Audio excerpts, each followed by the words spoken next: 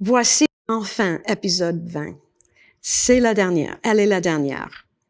Et nous allons regarder 1 Pierre 5, versets 5 à 11. Je vais vous rappeler que nous avons fait la dernière partie de ce chapitre, la dernière partie de l'épître en épisode 3, comme une dernière salutation. Et dans le dernier épisode 19, nous avons regardé ensemble les avertissements sérieux aux responsables de l'Église, suivi ensuite d'une exhortation aux jeunes, les jeunes dans la foi de l'Église. Alors Pierre fait maintenant, entre versets 5 et 11, une série d'exhortations à tout le monde. Imaginez-vous qu'il y a 34 impératifs dans l'épître, mais 6 de ces 34 se trouvent dans cette petite section. Et moi, je crois que ces 6 forment un atout. On ne peut pas bénéficier d'un impératif ou d'un commandement sans en mettre en pratique les autres. Ils forment un ensemble de sauvegarde ou de stratégie pour l'Église contre toute attaque. Alors, écoutez attentivement ces 3 premiers impératifs en versets 5, 6 et 7. Et vous tous, dans vos relations mutuelles, revêtez-vous d'humilité, car l'Écriture déclare, Dieu s'oppose aux orgueilleux, mais il accorde sa grâce aux humbles. En verset 6, tenez-vous donc humblement sous la main puissante de Dieu, pour qu'il vous élève au moment fixé par lui. Et en verset 7, déchargez-vous sur lui de tous vos soucis, car il prend soin de vous. Verset 5, revêtez-vous d'humilité, vraiment, saignez-vous, C-E-I-G-N-E-Z. C'est comme attachez votre ceinture de bataille. La seule fois que ce mot est utilisé dans le Nouveau Testament se trouve ici. Moi, je dirais, attachez vos tuques, l'ennemi s'en vient. Saignez-vous d'humilité? Quoi? 3 fois on trouve le mot d'humilité dans l'épître. Si vous voulez être bien protégé contre l'ennemi, il dit de prendre une attitude humble envers les frères et les sœurs. C'est pas une position craintive, ni une position hautaine, c'est un respect mutuel. C'est comme je suis consciente de mes faiblesses, mes limites. C'est comme je peux avouer mes fautes. Je peux montrer de la déférence envers les autres. Je peux demander de l'aide. Ça, c'est l'humilité. Je suis frappée par le fait que Aristote a nommé l'humilité une vertu vile, méprisable. Mais pour nous, les croyants, Christ est l'exemple suprême de l'humilité, une humilité authentique. Il a donné sa vie pour ceux qui ne l'aimaient pas et ne l'avaient jamais respecté. Chacun de ces 3 recommandations est suivi par un constat qui souligne une caractéristique de Dieu. Alors, écoutez bien. Saignez-vous d'humilité, car Dieu s'oppose aux orgueilleux, mais il accorde sa grâce aux humbles. Alors, notre attitude d'humilité touche directement notre relation avec Dieu. Et moi, je veux vivre à l'intérieur de sa faveur. Je ne veux pas me mettre en opposition de Dieu. Ça prend l'humilité de ma part. Et en verset 6, c'est lui qui décide quand l'Église et nous-mêmes serons honorés. Tenez-vous humblement sous lui, sous sa main puissante. Alors, sa main puissante est là pour combattre pour moi, pour nous. Et Dieu est plus puissant que nos ennemis. Est-ce que vous le croyez? Il est plus puissant contre les pouvoirs visibles de la société, même les pouvoirs invisibles. Pour ceux qui sont persécutés, c'est une vérité qui prend de la foi à croire. Mais Pierre sait de quoi il parle par ses propres expériences. Il était persécuté, il était éprouvé. Et le 3e, déchargez-vous sur lui de tous vos soucis, car il prend soin de vous. En tant que jeune adulte croyante, j'étais une fille craintive.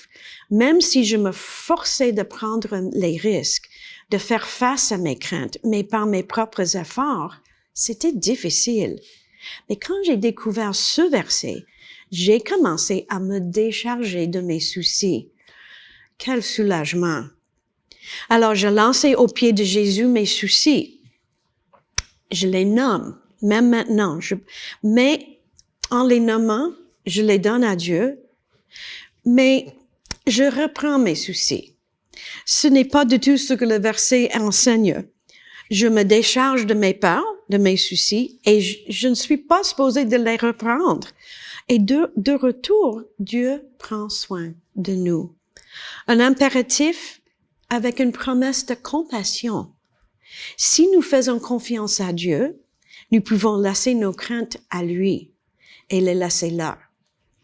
C'est véritablement un acte de foi de notre part. Et de la part de Dieu, c'est un acte de compassion envers nous. Mais on ne peut pas prendre ce verset en isolation. Le principe vient avec la vertu d'humilité dans nos relations mutuelles, dans notre détermination d'être prêt pour la bataille, de reconnaître Dieu et sa puissance, son timing et son soin. Et les 3 prochains impératifs sont comme les armes de bataille. Verset 8 dit, « Faites preuve de modération ». Cela indique que nous devons garder toutes nos facultés mentales pour qu'on ne soit pas pris par surprise par une attaque de quelque sorte. Et c'est jumelé avec le prochain et soyez vigilants.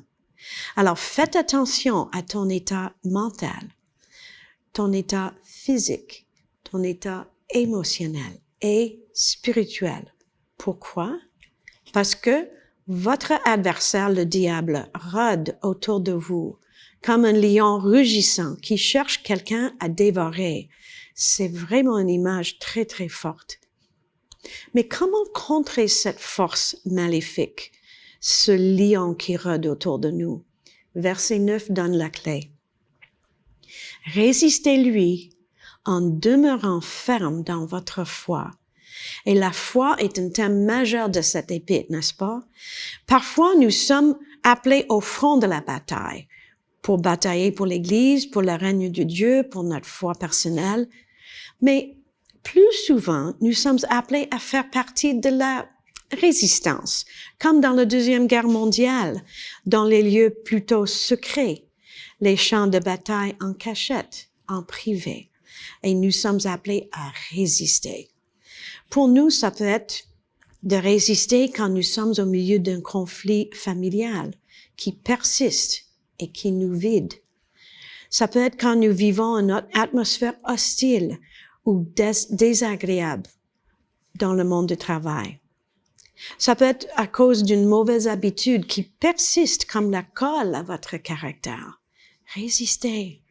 Ça peut être une attaque d'un ennemi que vous pensez être un ami. Ça, c'est douloureux. Ça peut être une oppression non identifiable qui vient de nulle part. Vous pouvez être certain que ça vient de ce lion. Cela peut être aussi la solitude qui perdure. Mais écoutez cet encouragement, car vous savez que vos frères et sœurs dispersés à travers le monde connaissent les mêmes souffrances. On n'est pas toutes seules. Alors nous voulons faire preuve de modération, d'être vigilants et de résister.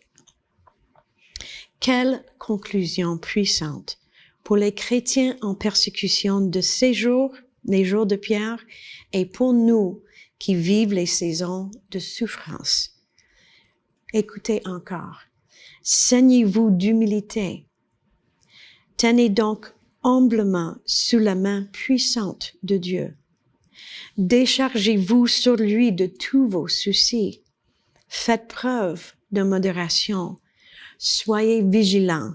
Résistez-lui en demeurant ferme dans votre foi. Et dans cette dernière section, nous apprenons beaucoup sur le caractère de Dieu. Écoutez, il chérit les humbles, il est puissant, il prend soin de nous. Nos soucis sont importants pour Dieu. Il nous appelle au service actif contre le Satan et ses ruses. Et il nous donne la victoire quand nous résistons par la foi. Et finalement, regardez cette dernière promesse, faite à l'Église et à tous ses membres, comme le sommet de l'Épître. C'est un rappel aussi du chapitre 1.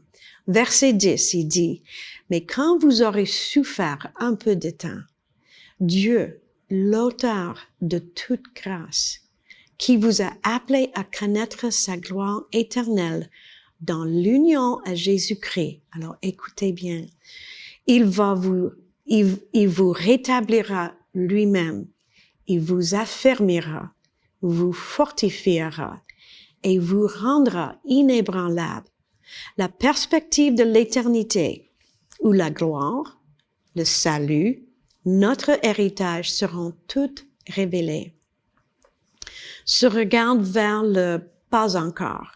Ne minimise pas les combats que nous vivons aujourd'hui. Il y a 4 angles de la même promesse de ce que Dieu fait pour notre foi.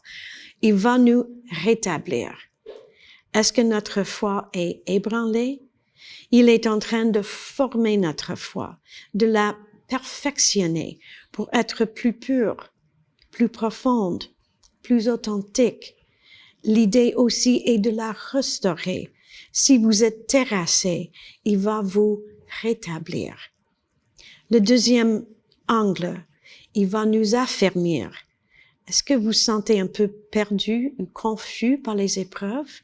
Il va vous remettre dans la bonne direction. Et troisièmement, il va nous fortifier. Est-ce qu'on se sent affaibli ou on est faible? Il est fort. C'est pas nécessaire pour moi de sentir plus fort, mais c'est de mettre ma confiance en lui qui est plus fort. Alors je me soumets à Dieu le puissant et il me rend capable de résister. Il nous rendra inébranlables. Quel beau mot. Il va nous rendre plus solides par l'esprit, ancrés sur les principes de bataille et de résistance. C'est lui qui perfectionne notre foi parce qu'il marche avec nous. Il donne son esprit. Et pourquoi tout ça? À lui appartient la puissance pour toujours. Amen. La victoire est à lui. Dieu protège son Église. Il perfectionne notre foi pour que son règne vienne. Alors, je vous rappelle, déchargez-vous de vos soucis et résistez. Que Dieu vous bénisse en mettant ses sauvegardes en action. Quelle belle finition à cet épître. Glenn va vous dire un mot pour compléter cette étude. Bonne journée. Mes amis, nous arrivons à la fin de ces 20 épisodes dans la première lettre de Pierre.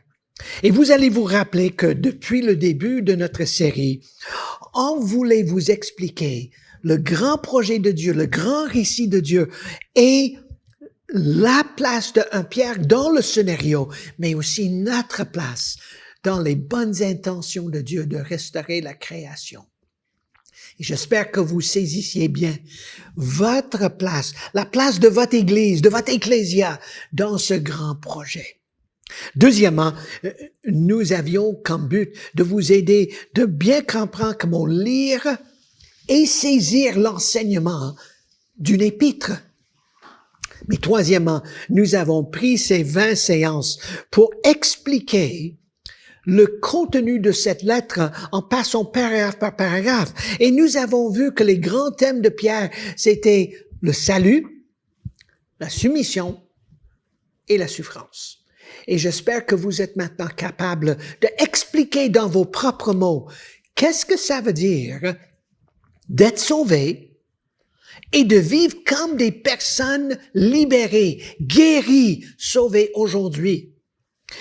J'espère que vous avez une meilleure appréciation, que le comportement, la posture du chrétien dans le monde est une posture de soumission parce que nous vivons devant un Dieu qui est présent et il nous anime par son esprit. Mais j'espère que vous êtes capable aussi dans vos propres mots de faire face à qu'est-ce que ça veut dire de faire face à la souffrance. Et que vous êtes capable d'avoir une perspective beaucoup plus éternelle sur les afflictions, les tribulations que vous vivez. Mais quatrièmement, notre but, c'était de vous donner des outils pour participer dans une expérience de lire la Bible en communauté. Et j'espère que vous avez aussi l'occasion de faire ces études et d'étudier la lettre avec d'autres. Parce que fondamentalement, la vie chrétienne est une vie en communauté. Et Dieu, par son esprit, a laissé les lettres comme un Pierre pour que nous puissions être les disciples qui en forment d'autres. Et je prie que ces études puissent être une autre maillon dans la chaîne de votre épanouissement comme un disciple de Jésus. Donc, allez et faites d'autres disciples. Que le Seigneur vous garde. Au revoir.